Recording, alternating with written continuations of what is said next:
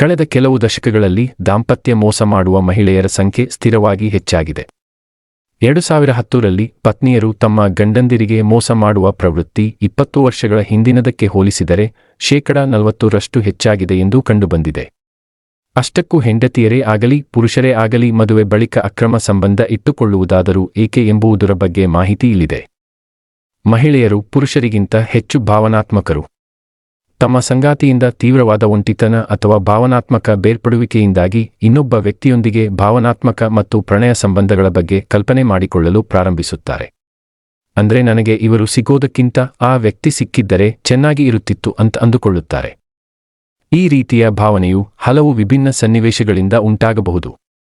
ಇದರಲ್ಲಿ ಪ್ರಮುಖವಾಗಿ ಸಂಗಾತಿ ನಿರಂತರವಾಗಿ ಪ್ರಯಾಣಿಸುವುದು, ಸಂಗಾತಿಯು ದೀರ್ಘಕಾಲ ಕೆಲಸ ಮಾಡುವುದು, ಸಂಗಾತಿಯ ಅನಾರೋಗ್ಯದಿಂದ ಬಳಲುತ್ತಿದ್ದರೆ ನಿರಂತರವಾಗಿ ಜಗಳ ಮಾಡುವುದರಿಂದಲೂ ಹೀಗೆ ಆಗುತ್ತದೆ. ಮಹಿಳೆಯರು ಕಡಿಮೆ ಸ್ವಾಭಿಮಾನದಿಂದ ಬಳಲುತ್ತಿರುವಾಗ ಈ ಪರಿಸ್ಥಿತಿಯಲ್ಲಿ ಅವರ ಪತ್ನಿಗೆ ಸರಿಯಾಗಿ ಗಮನ, ಗೌರವ ಕೊಡದಿದ್ದಾಗ ಆಗ ಹೊರಗಿನವರ ಕಡೆಗೆ ನೋಡುವಂತೆ ಮಾಡುತ್ತದೆ.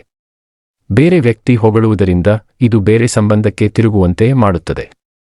ಅದಕ್ಕೆ ದೊಡ್ಡವರು ಹೇಳ್ತಾರೆ, ಹೆಂಡತಿ ಹಾಗೂ ಮಕ್ಕಳಿಗೆ ಅತಿ ಹೆಚ್ಚು ಸಮಯ ಕೊಡಿ ಅಂತ. ಸಂಗಾತಿ ಪತ್ನಿಯ ನಿರೀಕ್ಷೆಗಳಿಗೆ ತಕ್ಕಂತೆ ಬದುಕದಿದ್ದರೆ ಮತ್ತು ಅವರ ಪ್ರತಿಯೊಂದು ಅಗತ್ಯ ಮತ್ತು ಆಸೆಯನ್ನು ಪೂರೈಸಲು ಸಾಧ್ಯವಾಗದಿದ್ದರೆ ಅದು ಸಂಬಂಧದಲ್ಲಿ ಬಿರುಕು ಉಂಟುಮಾಡುತ್ತದೆ. ಇದಲ್ಲದೆ ಕೆಲವರು ತಮ್ಮ ಹಿಂದಿನ ಸಂಬಂಧದಂತಹ ಬೇರೆ ಯಾವುದೋ ಕಾರಣಕ್ಕಾಗಿ ತಮ್ಮ ಸಂಗಾತಿಯ ಮೇಲೆ ಕೋಪಗೊಳ್ಳಬಹುದು ಮತ್ತು ಸೇಡು ತೀರಿಸಿಕೊಳ್ಳಲು ತಮ್ಮನ್ನು ತಾವು ಮೋಸ ಮಾಡಿಕೊಳ್ಳಲು ಪ್ರಾರಂಭಿಸುತ್ತಾರೆ.